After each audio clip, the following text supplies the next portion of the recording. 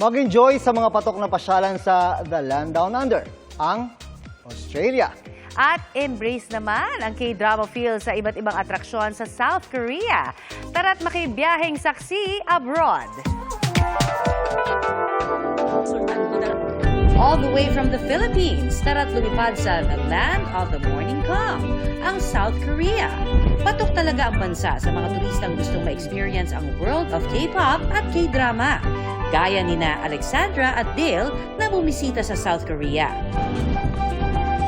Kwento nila, first day pa lang, overwhelmed na sila sa dami ng kainan at shopping center sa paligid.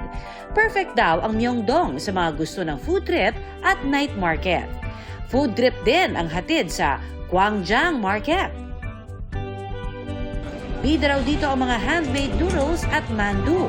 At syempre, wala kang kantong hindi makikita na walang samgyupsal. pero pause muna sa food trip at tumandang busugin ang mga mata sa ganda ng mga atraksyon sa South Korea. Mag-turn back time sa ancient walled city at isa sa mga UNESCO World Heritage, ang Hwasong Fortress.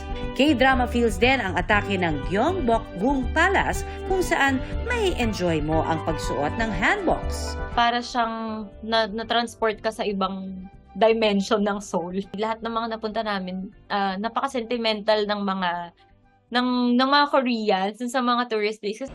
There's a lot to see naman sa Lotte World. May mga indoors at outdoors ride na perfect sa mga adults at young ones.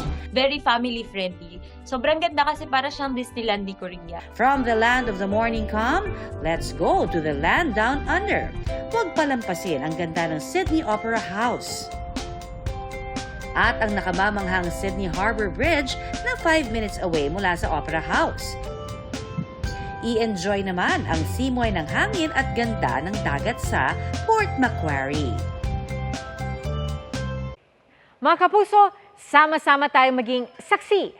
Mag-subscribe sa GMA Integrated News sa YouTube at para sa mga kapuso abroad, samahan niyo kami sa GMA Pinoy TV at sa www.gmanews.tv.